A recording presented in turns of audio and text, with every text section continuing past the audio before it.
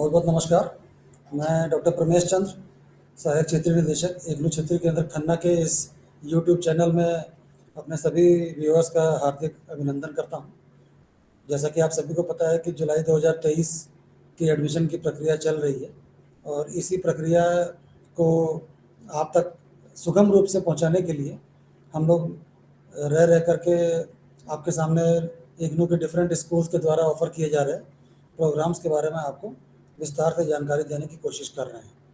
इसी श्रृंखला में आज हम आपके साथ स्कूल ऑफ कंटिन्यूइंग एजुकेशन के प्रोग्राम्स जो ऑफ़र किए जा रहे हैं उनके बारे में आपको बताएंगे और इसके बहुत से प्रोग्राम्स ऑफ़र किए जा रहे हैं। सर्टिफिकेट लेवल जो कि 6 माह के प्रोग्राम्स होते हैं, वहाँ से लेकर के मास्टर्स लेवल तक के हमारे पास प्रोग्राम्स हैं जो कि इग्नू के इस स्कूल के द्वारा ऑफ़र किए जा रहे हैं। इस प्रोग्राम में हमारे साथ शिरकत कर रही हैं इस क्षेत्रीय केंद्र की वरिष्ठ क्षेत्रीय निदेशिका महोदया डॉक्टर संतोष कुमारी जी। उनका इस प्रोग्राम में मैं हार्दिक स्वागत एवं अभिनंदन करता हूं। आप सभी श्रोता इनसे पहले से ही रूबरू हो चुके हैं पिछले प्रोग्राम्स में, तो जो भी श्रोता हमारे हमारे ऑलरेडी सब्सक्राइबर्स हैं उनसे एक अनुरोध मैं करता हूं कि और लोगों तक इस जानकारी को अवश्य पहुंचाएं, जिससे कि अधिक से अधिक लोग शिक्षा की इस धारा से जुड़ सकें। तो सबसे पहले इस प्रोग्राम को शुरू करने के लिए मैं रीजनल डायरेक्टर मैडम को ओपनिंग रिमार्क्स के लिए इनवाइट करता हूँ। नमस्कार, thank you doctor Paramesh Chandra ji. जैसे कि हमारे पहले वीडियो भी डाले गए हैं, जो हमारा जुलाई 2023 सेशन का एडमिशन चल रहा है, तो इसमें हमारी यही ज़्यादा से ज़्यादा प्रयास रहता है कि हम आपको हर एक तरह की इन्फॉर्मेशन दें, क्योंकि इन्फॉर्मेशन ही एक कह लो कि उस चीज़ की नॉलेज है, तो आपको किसी भी तरह की कोई प्रॉब्लम नहीं आएगी। क्योंकि जब आपने एडमिशन लेना है उससे रिलेटेड हमारी यही एफर्ट रहती है कि हम सारी डिटेल्स आपको दें। जैसे कि जुलाई 2023 सेशन का एडमिशन चल रहा है, उसकी लास्ट डेट है 31 जुलाई 2023।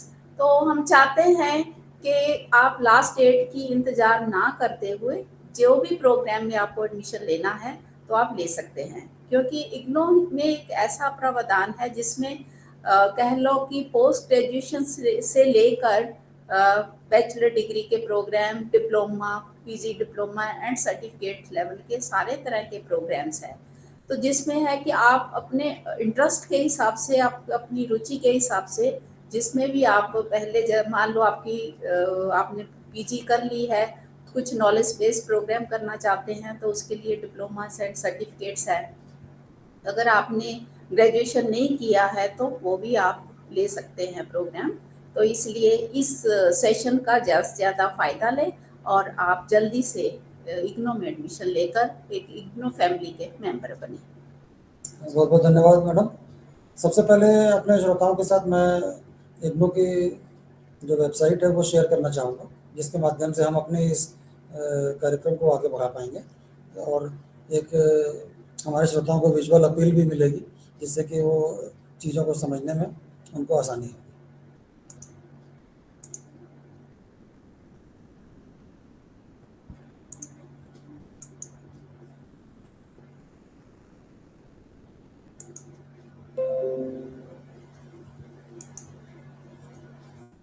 ये इग्नू की वेबसाइट है, जैसा कि हम लोग पिछले प्रोग्राम्स में भी आपको बता चुके हैं, www.ignu.ac.in। इसमें होम पेज पर ही आप को काफ़ी जानकारियाँ मिल जाएंगी, जिसमें अलर्ट का सेक्शन है, न्यूज़ एंड अनाउंसमेंट्स का सेक्शन है और इसमें एक डाउनलोड्स का सेक्शन है, जिसमें हम जा कर के अपना कॉमन प्रोस्पेक्टस जो कि जुलाई 2023 का है इसको व्यू कर सकते हैं। इसको मैंने आपकी सुविधा के लिए पहले से ही डाउनलोड किया हुआ है। इसमें आप देख सकते हैं, जैसा कि मैडम कह रहे थे, पोस्ट ग्रेजुएशन से लेकर के सर्टिफिकेट लेवल तक के प्रोग्राम्स का डिस्क्रिप्शन दिया गया है।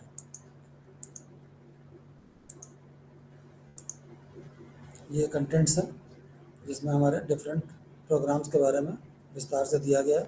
जैसा कि हमने आपको आज बताया कि हम स्कूल ऑफ कंटिन्यूइंग एजुकेशन के प्रोग्राम्स के बारे में आपसे डिस्कस करेंगे। तो अगर आप वो सर्च करना चाहते हैं तो आपको सर्च कॉलम में SOCE लिखना होगा, जिससे कि आपको सबसे पहला जो इन्फॉर्मेशन मिलती है वो ये है कि इग्नू के द्वारा कितने डिफरेंट स्कूल्स के माध्यम से विविध प्रकार के प्रोग्राम्स आप तक पहुंचाए जा रहे हैं। तो ये 21 डिफरेंट स्कूल्स हैं, आप देख सकते हैं, इनकी लिस्ट आपके सामने है। इसी में से एक स्कूल ऑफ कंटिन्यूइंग एजुकेशन भी है। कई बार ये ऐसा है कि कुछ लोग कंफ्यूजन कर लेते हैं कि स्कूल क्या है। यूनिवर्सिटीज में ज़्यादातर डिपार्टमेंट्स होते हैं, लेकिन इग्नो में हमारा जो डिपार्टमेंट्स को डिफरेंट स्कूल्स कहा जाता है। जैसे कि अगर आप मैनेजमेंट के हैं तो उसके लिए स्कूल ऑफ मैनेजमेंट है। अगर आप सोशल वर्क, सोशल एजुकेशन से रिलेटेड प्रोग्राम देखना चाहते हैं तो उसको हम स्कूल ऑफ सोशल साइंसेस कहेंगे। तो आज का जो हमारा स्कूल है, स्कूल ऑफ कंटिन्यूइंग एजुकेशन है। इसमें पीजी लेवल से हम शुरुआत करते हैं। इसमें रूरल डेवलपमेंट एक ऐसी विधा है जो आज के संदर्भ में बहुत ही ज़्यादा प्रासंगिक है, और ग्राम्य विकास के क्षेत्र में बहुत से हमारे जो व्यूअर्स हैं या जो भी हमारे प्रोस्पेक्टिव लर्नर्स हैं बहुत ज़्यादा इंटरेस्टेड रहते हैं, और इन प्रोग्राम्स में हमारा इन्रोलमेंट भी बहुत अच्छा होता है। तो इसमें हमारे पास सर्टिफिकेट लेवल से लेकर के मास्टर्स लेवल तक के सभी प्रोग्राम उपलब्ध हैं हमारे पास। इसमें आप देख सकते हैं मास्टर ऑफ आर्ट्स है रूरल डेवलपमेंट में, जिसके लिए हमारे पास इंग्लिश और हिंदी मीडियम दोनों अवेलेबल है, और 6,800 रुपये प्रति वर्ष की इसमें फ़ीस है। मिनिमम ड्यूरेशन 2 वर्ष का है पीजी प्रोग्राम होने की वजह से, और अधिकतम अवधि इस प्रोग्राम की 4 वर्ष की है। अधिकतम अवधि के विषय में मैं चाहूँगा कि मैडम ज़रा सा और प्रकाश डाल दें, ताकि लोगों को मन में कोई संशय न रहे। हाँ, जैसे इग्नो में है हमारा जो प्रोग्राम को कंप्लीट करने का मिनिमम और मैक्सिमम टाइम दिया जाता है। जैसे जनरली मान लो आप पीजी का प्रोग्राम कर रहे हैं तो 2 साल का होता है। अगर आप कन्वेंशनल एजुकेशन में है तो उसी में है कि जैसे एनुअल एग्जाम हो जाते हैं। लेकिन इग्नो में क्योंकि ज़्यादातर जो लोग हैं वो इन सर्विस हैं और मीन्स मैच्योर लोग हैं, ऑलरेडी उनकी बहुत सारी सोशल रिस्पॉन्सिबिलिटीज़ है, तो कई बार वो उस ड्यूरेशन में, जैसे मिनिमम ड्यूरेशन में प्रोग्राम नहीं कंप्लीट कर पाते, तो यूनिवर्सिटी में एक प्रावधान है कि आप मैक्सिमम टाइम में उसको कंप्लीट कर सकते हैं।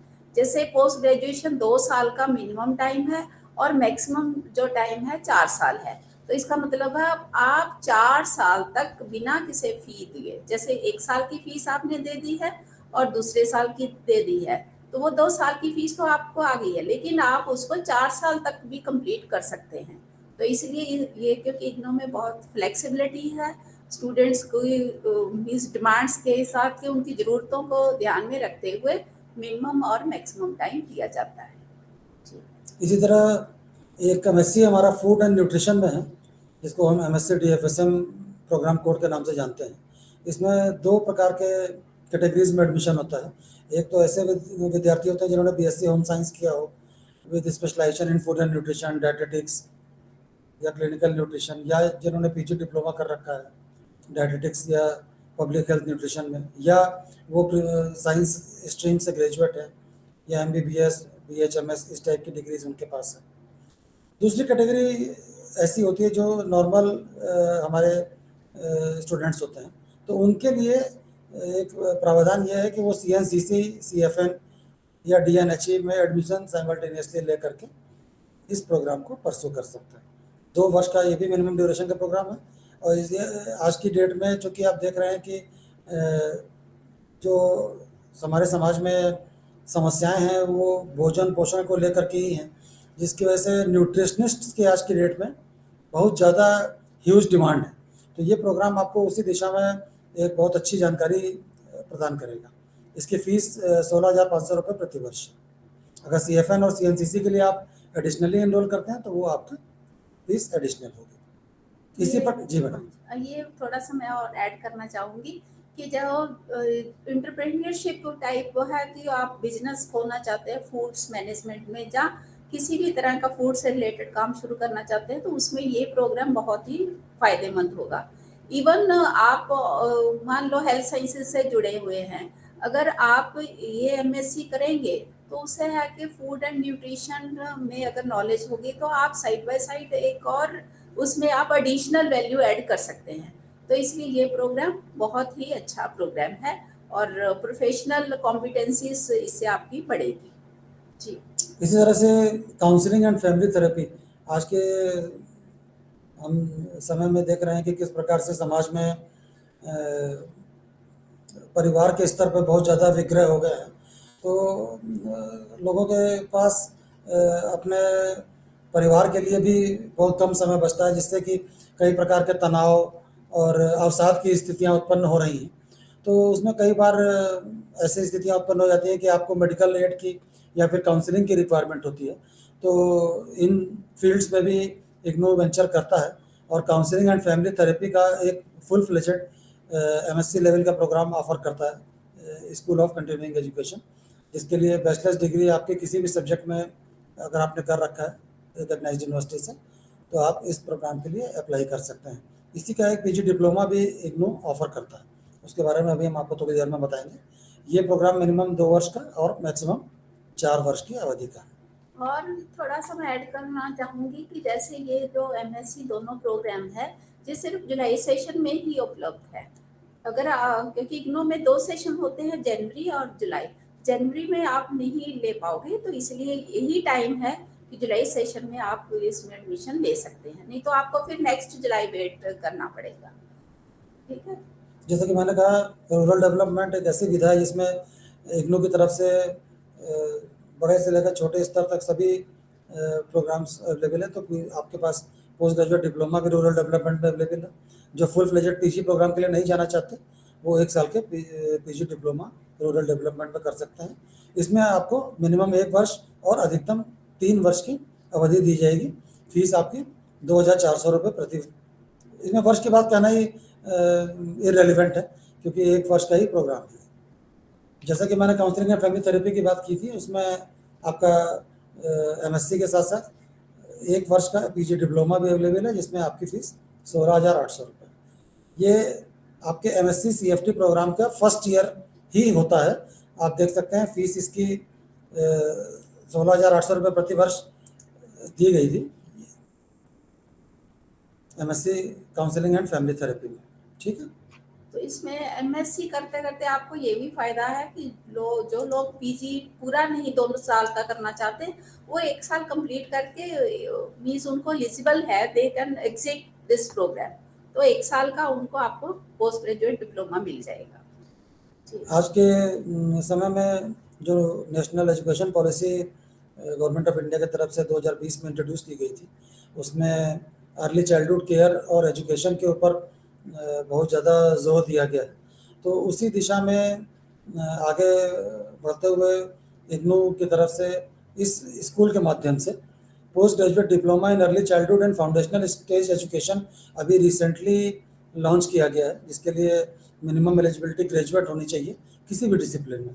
तो जो भी लोग ग्रेजुएट हैं और इस पर्टिकुलर फील्ड में काम करना चाहते हैं, वो इस प्रोग्राम के लिए ऑप्ट कर सकते हैं। इसमें बस एक आपको ज़रा सा दिक्कत पेश आएगी कि ये अभी फॉर द टाइम भी सिर्फ इंग्लिश में ही ऑफर पर है और सिर्फ जुलाई सेशन में ऑफर पर है। तो इस चीज़ को ध्यान में रखते हुए अगर आप इंटरेस्टेड हैं तो आप इसके लिए एडमिशन ले सकते हैं। फीस 10,800 रुपये आपको पे करनी होगी। ऐसे जैसे एनईपी 2020 में जो पहले हमारी फाउंडेशनल एज जो स्टूडेंट्स की काउंट की जाती थी 1 to 6 ईयर्स तक होती थी, लेकिन अभी एनईपी 2020 में हमारी जो बच्चों की एज है, फाउंडेशनल एज है, जो प्राइमरी प्री प्राइमरी और नर्सरी स्कूल्स में ध्यान दिया जाएगा, वो 1 से 8 साल तक की काउंट की जा रही है। तो इसलिए उसी को मद्देनजर रखते हुए ये प्रोग्राम डेवलप किया गया है। इसी का एक डिप्लोमा लेवल का प्रोग्राम है, diploma in early childhood care and education. इसके लिए एलिजिबिलिटी 10+2 या इक्विवेलेंट है और ये इंग्लिश हिंदी में अवेलेबल है। इसमें भी मिनिमम ड्यूरेशन 1 वर्ष का और मैक्सिमम 3 वर्ष का है। इसकी फ़ीस 3,000 रुपये है और ये जनवरी और जुलाई दोनों सत्रों में इग्नू ऑफर करता है। इस प्रोग्राम की भी पंजाब के क्षेत्र में पिछले 6 से 8 सत्रों में बहुत ह्यूज डिमांड रही है और इस चीज़ को ध्यान में रखते हुए इस पर्टिकुलर प्रोग्राम में जो कंपलसरी कंपोनेंट है प्रोजेक्ट, उसके विषय में अभी हम आपको विस्तार से जानकारी देंगे, क्योंकि कई बार ऐसा होता है कि विद्यार्थी जो प्रोजेक्ट बनाता है वो अप टू डेट या अप टू द मार्क नहीं होता, तो वो फिर बाद में फिर उसको डिसअपॉइंटमेंट होता है जब उसका रिजेक्शन हो जाता है या उसको कहीं से ऐसी इन्फॉर्मेशन मिलती है कि वो मास कॉपिंग के तहत है। तो उसके लिए हम आपको अलग से आज इन्फॉर्मेशन प्रोवाइड करेंगे। इसी तरह से जैसे कि हमने एमएससी फूड एंड न्यूट्रिशन की बात की थी, उसी का एक डिप्लोमा लेवल का प्रोग्राम है, diploma in nutrition and health education. इसके लिए भी 10+2 और इक्वलेंट चाहिए, और इसमें भी आप 1 वर्ष में मिनिमम अवधि के तहत और मैक्सिमम अवधि 3 वर्ष के तहत इस पर्टिकुलर प्रोग्राम को कंप्लीट कर सकते हैं। एक है diploma in panchayat level administration and development. ये भी हमारे स्कूल ऑफ कंटिन्यूइंग एजुकेशन की तरफ से ऑफर किया जा रहा है, जो कि मैक्सिमम 3 वर्ष की अवधि का है। इसमें 3,600 रुपये आपकी फीस लगेगी। आजकल की समय में डिफरेंट टाइप के जो प्रोग्राम्स ऑर्गेनाइज किए जाते हैं, उनको सिस्टमेटिकली ऑर्गेनाइज करने के लिए आजकल इवेंट मैनेजर्स की बहुत रिक्वायरमेंट है सोसाइटी में। इसी चीज़ को ध्यान में रखते हुए इग्नू के इस पर्टिकुलर स्कूल की तरफ से ये प्रोग्राम डेवलप किया गया है, डिप्लोमा इन इवेंट मैनेजमेंट, जिसके लिए मिनिमम एलिजिबिलिटी 10+2 है, और ये प्रोग्राम सिर्फ इंग्लिश में अवेलेबल है। आप इस प्रोग्राम को एक बार ध्यान से देख सकते हैं, अगर आप इवेंट मैनेजमेंट की फील्ड में इन फ्यूचर अपना प्रोस्पेक्ट देखना चाहते हैं। इसी तरह से हम सर्टिफिकेट प्रोग्राम्स पे आते हैं। आप देख सकते हैं certificate in food and nutrition है, ये कई डिफरेंट लैंग्वेजेस में ऑफर किया जाता है, इंक्लूडिंग पंजाबी।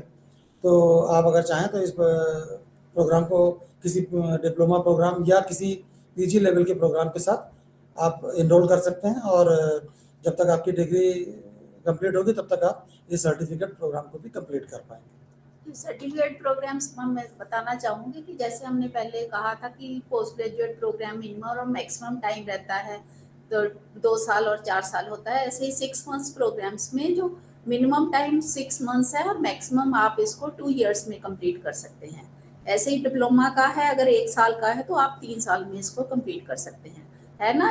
इग्नू में इतनी बड़ी सुविधा कि आप अपने हिसाब से अपनी कह लो एज स्टेज और पेस के हिसाब से उस प्रोग्राम को कंप्लीट कर सकते हैं। Certificate in food and nutrition के लिए एक बहुत बड़ी सुविधा ये है कि इसमें किसी भी प्रकार की कोई फॉर्मल क्वालिफिकेशन की रिक्वायरमेंट नहीं है। बस आप अगर 18 वर्ष के ऊपर हैं लास्ट डेट को अप्लाई करने की, तो आप इस पर्टिकुलर प्रोग्राम के लिए अप्लाई कर सकते हैं। भोजन एवं पोषण में ये मात्र 6 माह का अवधि का प्रोग्राम है, जिसमें आपको बेसिक इन्फॉर्मेशन प्रोवाइड की जाती है। इसी प्रकार से न्यूट्रिशन एंड चाइल्ड केयर, ये भी नेशनल एजुकेशन पॉलिसी में बहुत इम्पोर्टेंट चीज़ है, विधा के रूप में इसको माना गया है। इसको भी इग्नू बहुत वर्षों से इस प्रोग्राम को चला रहा है, जब नई शिक्षा पद्धति के बारे में किसी को एहसास भी नहीं था। इसी प्रकार से जैसे कि रूरल डेवलपमेंट के बारे में मैंने कहा, इसमें देखिए 6 महीने का भी एक सर्टिफिकेट लेवल का प्रोग्राम इस स्कूल की तरफ से ऑफर किया जाता है। लेकिन एक चीज़ बहुत खास बात है, सर्टिफिकेट इन रूरल डेवलपमेंट के लिए आपके पास मिनिमम एलिजिबिलिटी बैचलर्स डिग्री होनी चाहिए। तो ये एक एडवांस लेवल का ऑप्शन देती है आपको ग्राम्य विकास, इसलिए इसमें बैचलर्स डिग्री मिनिमम एलिजिबिलिटी के तौर पर रखा गया है। ये जो CFN और CNCC प्रोग्राम हमने यहाँ अभी बताए हैं, उसमें जो हमने पहले बताया था MSc DFSM, अगर आप परस्यू करना चाहेंगे तो ये जो दोनों प्रोग्राम है साइड बाय साइड, ये भी मान लो पहले कंप्लीट नहीं किया तो MSc के ड्यूरेशन में इसको आप एडमिशन ले सकते हैं। तो दोनों में से एक ले सकते हैं, चाहे CFN ले या CNCC ले। इसी प्रकार से सर्टिफिकेट इन अपैरल मर्केंडाइजिंग के फील्ड में भी इग्नू की तरफ से ये स्कूल एक सर्टिफिकेट लेवल का प्रोग्राम चला रहा है। और आप सभी की जानकारी के लिए मैं ये बता देना चाहता हूँ कि अभी कुछ दिनों पहले ही इस पर्टिकुलर प्रोग्राम का डिप्लोमा लेवल का प्रोग्राम भी इस स्कूल की तरफ से लॉन्च किया जा चुका है, जो कि जुलाई 2023 से आपके लिए ऑफर पर अवेलेबल है, जिसका शायद इस प्रोस्पेक्टस में अभी for the time being mention नहीं किया गया, लेकिन अभी इसका अपडेटेड वर्जन कुछ दिन में वेबसाइट पे अगर आ जाएगा तो उस पर्टिकुलर प्रोग्राम के बारे में भी आपको विस्तार से जानकारी मिल पाएगी, अगर आप अपैरल मर्केंडाइजिंग के फील्ड में वेंचर करना चाहते हैं। तो सबसे पहले मैडम हम लोग MA रूरल डेवलपमेंट के बारे में अपने श्रोताओं को बता देना चाहते हैं, जिसमें कि फर्स्ट ईयर में ही आपको 4 थ्योरी पेपर के साथ साथ एक डिसर्टेशन कंप्लीट करना होगा। ये सारे कंपलसरी पेपर्स हैं। सेकेंड ईयर में आपको चॉइस मिलेगी, 6 में से आपको कोई 5 कोर्सेज ऑप्ट करने होंगे। तो इसमें आपको टोटल 66 क्रेडिट्स कंप्लीट करने होंगे।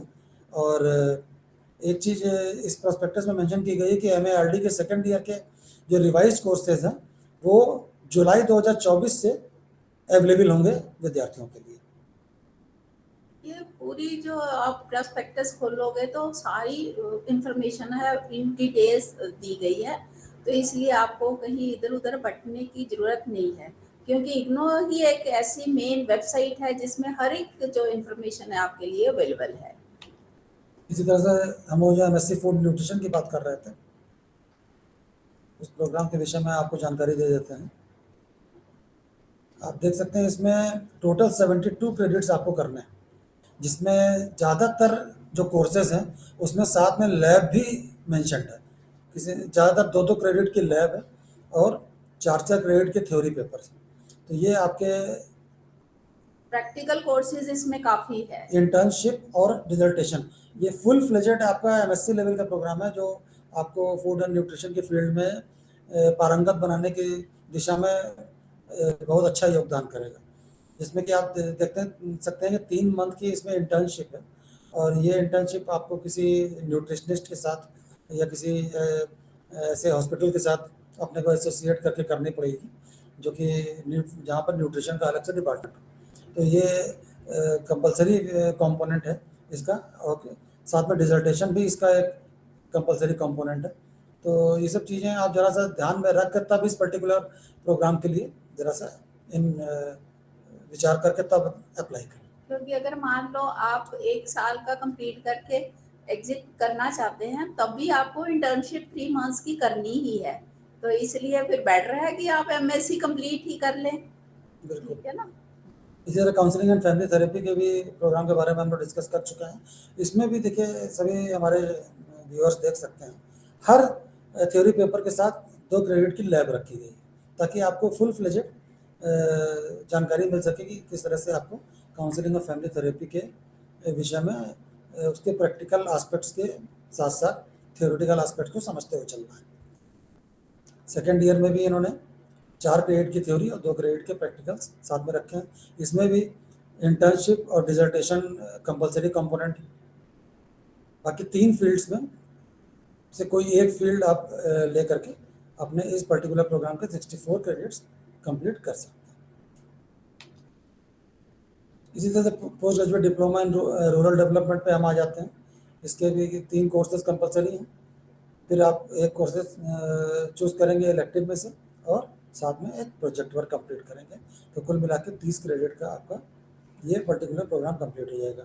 क्रेडिट के विषय में मैडम एक बार मैं आपसे अनुरोध करूंगा कि इस प्रोग्राम में भी हमारे श्रोताओं को जानकारी दें। हाँ जी, जैसे कि हमारे कोर्सेज जो प्रोग्राम है उसको कोर्सेज में डिवाइड किया गया है, और हर एक कोर्स को उसका नाम दिया गया क्रेडिट्स।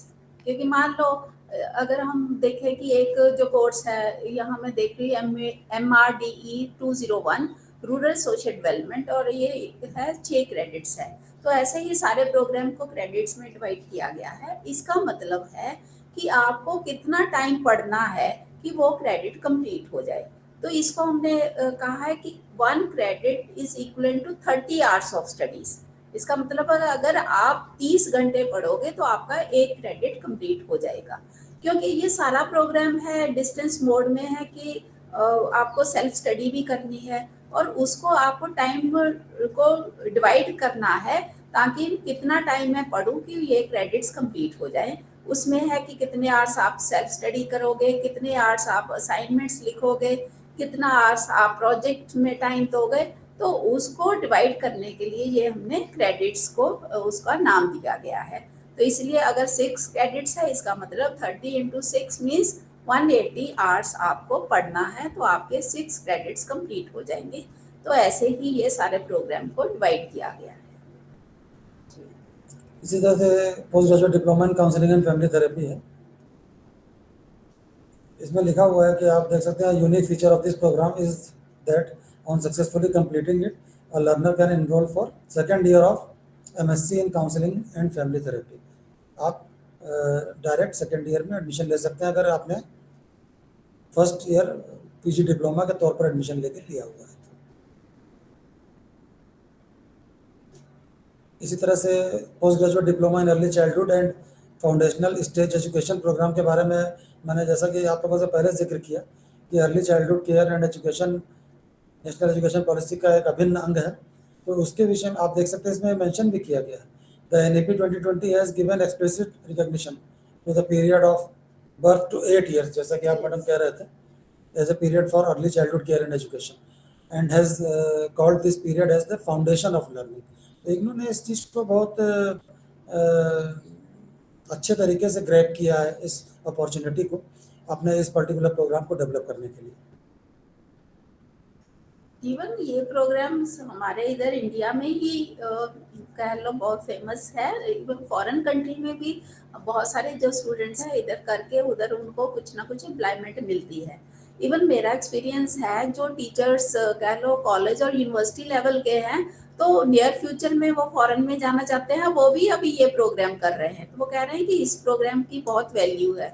एक डीईसी की है और एक जो प्रोग्राम अभी फाउंडेशन चाइल्डहुड केयर वाले हैं, तो ये प्रोग्राम का काफ़ी अच्छा जो भी विद्यार्थी हमारे ग्रेजुएशन कर चुके हैं और इस फील्ड में वेंचर करना चाहते हैं, तो मैं उनको यही सलाह दूंगा कि आप इस पर्टिकुलर प्रोग्राम के लिए ऑप्ट करें बनस्पत डीईसी के। डीईसी 12th पास एलिजिबिलिटी मांगता है, तो उसका लेवल भी उसी स्तर का है। आप अगर एडवांस लेवल की स्टडी करना चाहते हैं, आप इसमें देख सकते हैं, इसमें सुपरवाइज्ड प्रैक्टिकम्स हैं, प्रोजेक्ट वर्क आपके 2 हैं इसमें। तो इंटर्नशिप या प्रोजेक्ट वर्क में से कुछ आपको लेना होगा। तो 4-4 क्रेडिट का है। 4 क्रेडिट का मतलब आपको 120 घंटे इंडिविजुअली लगाने हैं दोनों प्रोजेक्ट पे।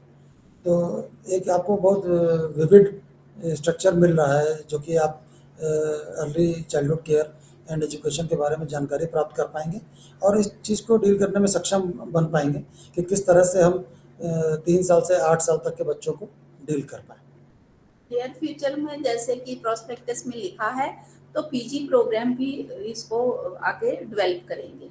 इसी का देखिए, हम जैसे बात कर रहे थे diploma in early childhood care and education, ये भी इस पर्टिकुलर स्कूल की तरफ से ऑफर किया जाता है। ये 10+2 और इक्वलेंट की एलिजिबिलिटी रखता है। इसमें 3 थ्योरेटिकल पेपर्स हैं और 1 प्रोजेक्ट है। जैसा कि मैंने पहले बताया कि पिछले 6 से 8 सत्रों में हमारे 50,000 के आसपास टीचर्स ने, जो कि प्री प्राइमरी लेवल पर टीचिंग कर रहे हैं, इस प्रोग्राम में एडमिशन लिया हुआ है।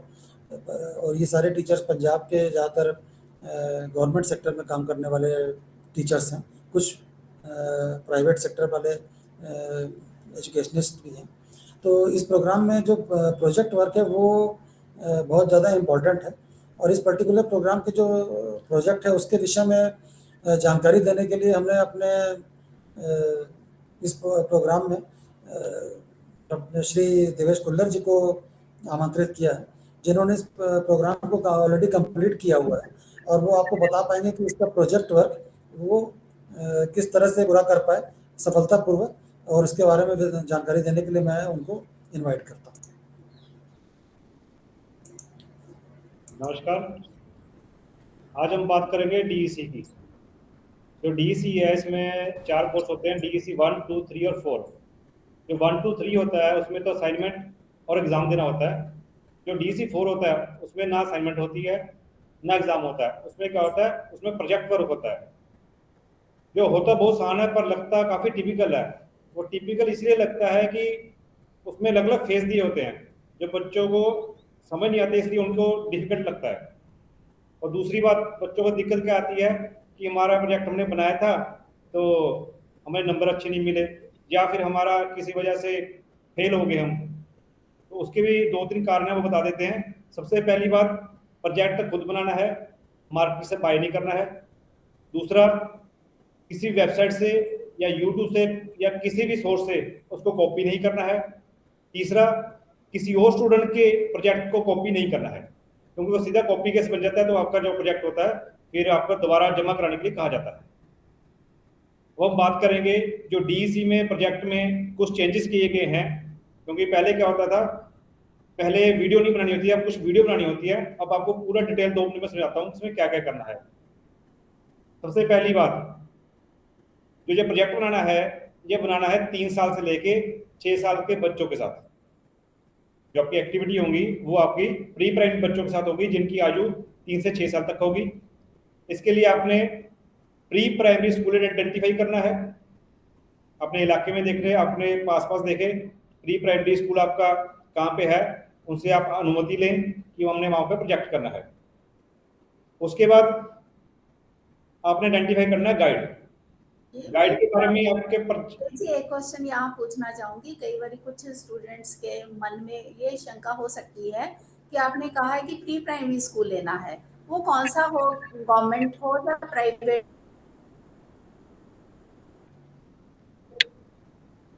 ठीक है मैम, जो आपने प्री प्राइमरी स्कूल की बात कर रहे हैं, प्री प्राइमरी स्कूल क्या होता है, जहाँ पे नर्सरी से पहले प्री प्राइमरी के दो सेक्शन में, प्री प्राइमरी 1 और 2, उसमें सरकारी स्कूल भी आ सकता है या फिर वो किसी भी संस्था से मान्यता प्राप्त हो, प्राइवेट स्कूल हो पर वो मान्यता प्राप्त हो। ऐसा नहीं है वो समझ लो पंजाब बोर्ड से या सीबीएसई मान्यता प्राप्त ना ही हो, तो ऐसे स्कूल में कतई नहीं जाना आपने, मान्यता प्राप्त स्कूल होना चाहिए या फिर सरकारी होना चाहिए। आप प्रेफर करिए कि सरकारी स्कूल ही मिले आपको। और सरकारी स्कूल में क्या होता है, 2-3 चीजें होती हैं, एक तो होते हैं प्राइमरी स्कूल, एक होते हैं हाई स्कूल, एक होते हैं एलिमेंट्री स्कूल।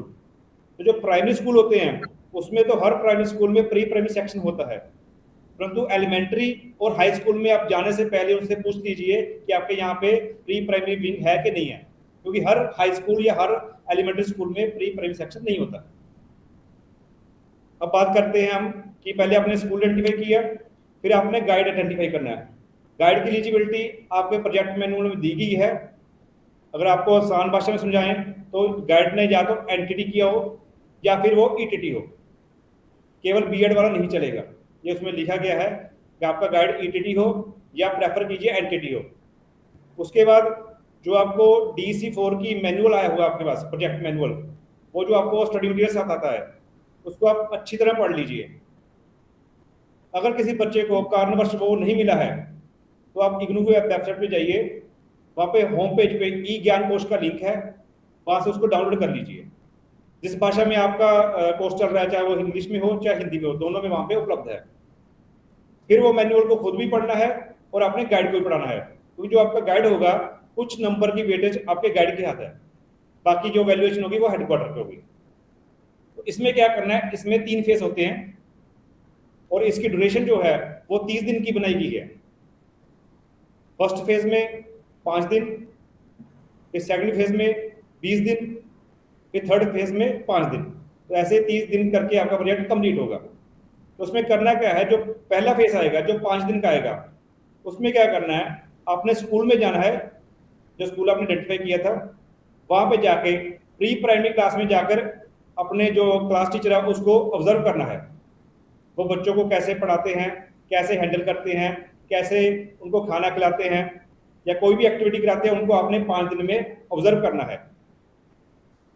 और डेली आपने उनकी रिपोर्ट बनानी है। तो जो रिपोर्ट बनेगी वो डेली होगी, वो रोज के 10 नंबर की होगी। जो आपके 50 नंबर जो होंगे वो फर्स्ट फेज के होंगे, 10 नंबर की रोज की डेली रिपोर्ट बनेगी। तो इसमें आपने यही काम करना है, आपने सीखना है कि टीचर कैसे बच्चों को हैंडल करता है, कैसे एक्टिविटी कराता है, क्योंकि नेक्स्ट फेज में आपने खुद एक्टिविटी करनी होगी। फिर तो जब आपका ये 5 दिन का कंप्लीट हो जाएगा फर्स्ट फेज, फिर आपका स्टार्ट होता है सेकंड फेज। तो सेकंड फेज के लिए आपको आपका प्रोजेक्ट मैनुअल उठाना पड़ेगा। उसमें आपने 20 दिन में जो जो एक्टिविटी करानी है उसमें मेंशन किया गया है। तो सेकंड फेज होगा आपका 20 दिन का, पर एक्टिविटी होंगी आपकी 30। वो इसलिए होंगी क्योंकि जो पहले 10 दिन है उस दिन आपने एक एक एक्टिविटी करनी है, जो अगले 10 दिन है उसमें आपने 2-2 एक्टिविटी करनी है। तो उसमें जो प्रोजेक्ट मैनुअल है उसमें 30 एक्टिविटी दी हुई है। पहले 10 दिन कौन करानी है वो भी दी हुई है, अगले 10 दिन वो भाग कर ख करके उसमें वो भी दी गई है। ये 30 एक्टिविटी जो मैनुअल में दी हुई है वही आपने करवानी है। फिर इसमें क्या होगा, इसमें नंबरिंग कैसे होगी, इसमें नंबरिंग 3 तरह से होगी। जैसे आपने आज कोई भी एक्टिविटी ड्राइंग सिखानी है बच्चों को, तो उसमें सबसे पहले आपने क्रिया योजना बनानी है जिसको हम एक्टिविटी प्लान कहते हैं। फिर आपने क्रिया सत्र में क्या किया उसके बारे में लिखना है। फिर लास्ट में उसकी रिपोर्ट बनानी है। तो 10 नंबर की आपकी क्रिया योजना होगी, क्या आपने करवाना है, 10 नंबर का हो गया आपने क्या करवाया, और 10 नंबर की रिपोर्ट होगी उसका क्या रिजल्ट आया, बच्चों ने कितना सीखा। ये तीनों एक्टिविटी के रोज की आपके 30 नंबर की एक्टिविटी होगी और 30 को 10-10 नंबर का डिवाइड किया गया। तो ये पूरी जब आपके 20 दिन की हो जाएगी तो ये 900 में से नंबर आएंगे। यानी 30 एक्टिविटी 30 नंबर की 900 नंबर में से इसकी मार्किंग होगी। क्योंकि बच्चों की क्या होता है, वो मार्किंग अच्छी तरह कराते नहीं है, इसलिए उनको नंबर कम आ जाते हैं। फिर दिनेश क्या जी, मैं करना, चाह रहा हूँ, ये हाँ जी, मार्किंग कौन करेगा? इसमें सर ऐसा है, इसमें 30% मार्किंग जो होगी, 30% वेटेज होगी, वो करेंगे गाइड, जो इन्होंने गाइड लिया होगा। उसके बाद ये प्रोजेक्ट चला जाएगा दिल्ली, जो दिल्ली वाले वैल्यूएटर हैं वो 70% वेटेज उनकी लगेगी, उनकी मार्किंग की। मार्किंग दोनों ही करेंगे, जो वेटेज लगेगी गाइड की 30% और जो हेडक्वार्टर की 70% है। पहले क्या होता था, पहले 70 और 30 था, हो सकता है मैनुअल में 70 और 30 दिया हो, पर ये पिछले साल से रिवाइज हो गई है। तो उसके बाद आएगा आपका फेज 3। तो फेज 3 में क्या करना है, नहीं, आप 900 फेज 1 मार्क्स में आपने सीखा कैसे करना। आप 900 मार्क्स की बात कर रहे हाँ जी, हैं। मैं एक चीज क्लियर करना चाह रहा हूँ आपके पर्पस से। आपने कहा कि टोटल 900 मार्क्स में 30 दिन की एक्टिविटी को इवेलुएट हाँ करना जी, है। तो ये जो आपका लोकल गाइड होगा, ये 900 में मार्क्स देगा टोटल, हाँ जी, ये 900 में मार्क्स देगा। ठीक हाँ है? जी, इसको हेडक्वार्टर, मान लीजिए किसी भी 900 में से 770 नंबर आए ठीक है सर, गाइड के मुताबिक, ठीक है, है ना? हाँ जी। तो वो क्या उसमें मेंशन करेगा उसकी प्रोजेक्ट रिपोर्ट में उस चीज को? उसने मैसेज नहीं करना, उसने सिर्फ अपने नंबर अपनी तरफ से देने हैं। समझ लो उसने 770 नंबर दे दिया। उसके बाद क्या होगा, जब हेडक्वार्टर जाएगा वो अपने लेवल पे दोबारा चेक करेंगे। अगर वो नंबर उनके भी सेम बनते हैं, तो फिर जो 770 नंबर, अगर गाइड ने 770 नंबर दिए हैं, वो उसकी वेटेज लेंगे 30%। उसके बाद हेडक्वार्टर वाले अपने लेवल पे चेक करेंगे, जो उनके नंबर आएंगे उसकी वेटेज होंगे 70%, तब जाके इसको वैल्यू, तब जाके इससे मार्क्स जुड़ेंगे। कहने का मतलब है 30% वेटेज गाइड के होंगे और 70% वेटेज जो हेडक्वार्टर लेवल हाँ के जी, होंगे। ये दोनों लेवल पे इवैल्यूएट होगा और दोनों लेवल पे इसकी फिर वेटेज अलग अलग निकाली जाएगी। ठीक है। फिर नेक्स्ट है आपका थर्ड फेज। तो थर्ड फेज में क्या करना है, फर्स्ट फेज में आपने सीखा कैसे करना है, सेकंड फेज में आपने 30 एक्टिविटी कर ली। तो थर्ड फेज में क्या करना है, क्योंकि जैसे आपने फर्स्ट फेज में अपने गाइड को या फिर टीचर को ऑब्जर्व किया था, तो थर्ड फेज में आपका गाइड आपको ऑब्जर्व करेगा। तो थर्ड फेज में आप जो भी एक्टिविटी करेंगे, तो आपका जो गाइड होगा वो आपको ऑब्जर्व करेगा। उसमें आपने दो चीजें बनानी होती है। एक तो आपने बनाना होता है प्लानिंग द करिकुलम, यानी जो आपका पाठ्यक्रम होगा साप्ताहिक, जो 5 दिन का होगा, वो पाठ्यक्रम आपने बनाना है। उसके अलग नंबर लगेंगे, 10 नंबर रोज के लगेंगे, 50 नंबर का वो होगा। और उसके बाद हर दिन 3 से 4 एक्टिविटी आप कर सकते हो। ये मैनुअल में दिया हुआ है, या आप 3 करें, मिनिमम 3 और मैक्सिमम 4 पर डे। क्योंकि पहले आपने क्या किया था, फेज सेकंड में पहले 10 दिन एक एक्टिविटी की थी और अगले 10 दिन 2 एक्टिविटी की थी। जब फेज 3 आएगा, तो आपको इसमें लिखा गया है मिनिमम 3 करनी है और मैक्सिमम आपने 4 एक्टिविटी करनी है। 4 से ज्यादा नहीं करनी, क्योंकि जो वैल्यूड होंगी वो मैक्सिमम वो 3 ही वैल्यूड होगी। क्योंकि जो उसमें मार्किंग दी हुई है, उसमें जो पैटर्न दिया है परफॉर्म है, उसमें 3 एक्टिविटी के नंबर ही लगेंगे। जो आपके 3 बेस्ट होंगी उसी के नंबर लगेंगे। तो आपने 5 दिन, जो लास्ट वाला फेज है, 5 दिन 3-3 एक्टिविटी करनी है। तो इस एक्टिविटी में जो आपके गाइड हैं, वो आपके जो आप कंक्लूजन निकालेंगे कि आपने क्या क्या किया, तो उसी कंक्लूजन के नाम बेस पर आपकी मार्किंग होगी। तो ऐसे ही आपका 3 दिन का ये आपका 3 फेज में ये कंप्लीट होगा। तो इसमें ध्यान क्या देना है, जो आपका फेज सेकंड होगा और फेज थर्ड होगा, जिसमें आपने एक्टिविटी करनी है, उसमें आपने वीडियो बनानी है। तो जो वीडियो की लेंथ होगी, इसकी 5 मिनट की आपको अनुमति दी गई है कि आप 5 मिनट के लिए वीडियो बनाएंगे। तो वीडियो बनाते समय कुछ बातों का ध्यान रखना आपने। पहली बात, वीडियो क्लियरली विजिबल हो, ब्लर टाइप ना हो। दूसरी बात, आप क्या एक्टिविटी कर रहे हैं उसमें साफ दिख रहा हो वीडियो में। और मेन आपका चेहरा दिख रहा हो, बच्चों का चाहे साइड पोज दिख रहा हो, परंतु आपका चेहरा आप बोलते हुए, आप एक्टिविटी कराते हुए क्लियरली दिखने चाहिए। उसके बाद आपने क्या करना है, उसके बाद आपने एक YouTube का चैनल बनाना है अपना। तो उसमें आपने डे टू डे वाइज अपनी जो वीडियो है उसको अपलोड करते जाना है। और वीडियो को इस हिसाब से रखना, उसका रीनेम इस बात पे करना कि जैसे आज की ड्राइंग की एक्टिविटी की है, तो उसका रीनेम कर दो ड्राइंग, आगे डेट डाल दो। तो अगले दिन आपने पेंटिंग की है, तो उसका नाम पेंटिंग करके डेट डाल दो कि आपने ये, या पेंटिंग 1 और पेंटिंग 2, जैसे एक दिन में 2 एक्टिविटी करनी है, तो ऐसे आप यूट्यूब चैनल पे उसको अपलोड कर दीजिए, और बाद में जब इग्नू की वेबसाइट पे लिंक आएगा, क्योंकि जब भी एग्जाम होते हैं, एग्जाम होने से पहले प्रोजेक्ट अपलोड सबमिशन का लिंक आता होता है, तो उस लिंक में आपने क्या करना है, उस लिंक में आपके अकेली अकेली पीडीएफ अपलोड होती है, उसमें इकट्ठी पीडीएफ अपलोड नहीं होती, उसमें फेज 1 की अलग होगी और फेज 2 में प्रत्येक एक्टिविटी की अलग अलग पीडीएफ अपलोड होती है। तो जब आप पहले दिन की पहली एक्टिविटी अपलोड करोगे, उसके साथ उसी एक्टिविटी के यूट्यूब वाली वीडियो का लिंक उसमें पेस्ट करोगे, उसके साथ लिंक का एक कॉलम बना होगा। तो इसी तरह आपने 30 लिंक वो बना लेने, आपने वो पेस्ट होंगे आपके सेकंड फेज में, और आपके 15 लिंक हो जाएंगे जो थर्ड फेज में होंगे, जो आपने रोज 3 एक्टिविटी की थी। तो टोटल आपकी 45 वीडियो बनेगी मिनिमम। तो इस वीडियो को बनाकर फिर उसको अपलोड करने के बाद तभी वो सबमिट करेंगे। अगर कोई बच्चा वीडियो नहीं अपलोड करता तो उसका वो प्रोजेक्ट वैलिड नहीं होता है। और दूसरी बात, अगर किसी बच्चे को दिक्कत आ रही है कि वो सॉफ्ट कॉपी नहीं अपलोड कर पा रहा, अगर उसने हार्ड कॉपी भेजनी है, तो उसको प्रत्येक एक्टिविटी के आगे उस यूट्यूब वीडियो का लिंक उसको शेयर करना पड़ेगा। तो 45 एक्टिविटी लिखकर उसके आगे सभी के लिंक देने पड़ेंगे, तभी वो हेडक्वार्टर जाएगा, तभी वो वैलिड होगा। और एक बात का और ध्यान रखना, जब आपने यूट्यूब की वीडियो अपलोड कर दी है, आपने जो अपनी वीडियो बनाई है वो यूट्यूब चैनल पे अपलोड कर दी है, जब तक आपका रिजल्ट नहीं आता, यानी जब तक आपका प्रोजेक्ट वैल्यूएट नहीं होता और जब तक आप पास नहीं हो जाते, तब तक उस वीडियो को मत चलाना, क्योंकि जो वैल्यूएटर होगा वो आपकी एक्टिविटी के साथ आपकी वीडियो देखेगा, उसके बाद आपके मार्क्स लगेंगे। तो ये कुछ बातों का ध्यान रखोगे तो आई होप आपके नंबर बहुत अच्छे आएंगे। धन्यवाद। बहुत बहुत धन्यवाद दिवेश जी, आपने बहुत अच्छे से बताया, जिससे कि हमारे श्रोताओं को इस पर्टिकुलर प्रोग्राम के प्रोजेक्ट को कंप्लीट करने में बहुत सुगमता हो पाएगी। इस पर्टिकुलर प्रोग्राम के लिए हमने आपको इसलिए इनवाइट किया क्योंकि पिछले कई वर्षों में इसमें बहुत से विद्यार्थियों ने एडमिशन लिया और इस पर्टिकुलर प्रोग्राम के प्रोजेक्ट को कंप्लीट करने में उनको किस तरीके की जद्दोजहद करनी पड़ी और किस प्रकार से आपस में नकल करके उन लोगों ने इस पर्टिकुलर कंपोनेंट को कंप्लीट करने की कोशिश की, जिसकी वजह से वो लगातार विफल होते रहे।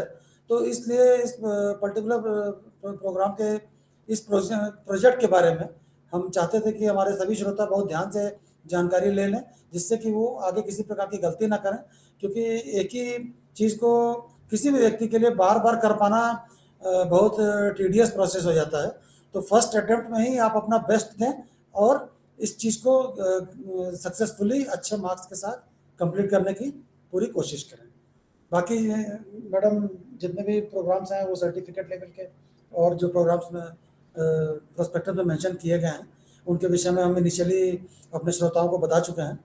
जिन श्रोताओं को कोई विस्तार से जानकारी और चाहिए होगी तो वो हमारे प्रोस्पेक्टस को फर्दर स्टडी कर सकते हैं। हमने लिंक तो बता ही दिया है। आगे आने वाले समय में हम किसी नए स्कूल के विविध प्रोग्राम्स को लेकर के पुनः आपके सामने उपस्थित होंगे। तब तक के लिए हमें आज्ञा दीजिए। बहुत बहुत नमस्कार। नमस्कार। धन्यवाद।